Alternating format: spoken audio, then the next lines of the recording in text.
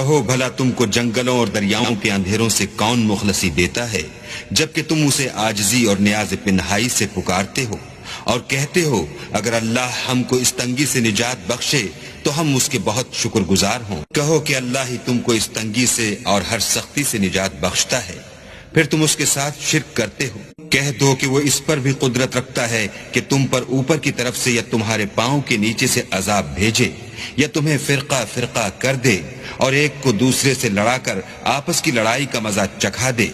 دیکھو ہم اپنی آیتوں کو کس کس طرح بیان کرتے ہیں تاکہ یہ لوگ سمجھیں، اور اس قرآن کو تمہاری قوم نے جھٹلایا حالانکہ وہ سراسر حق ہے۔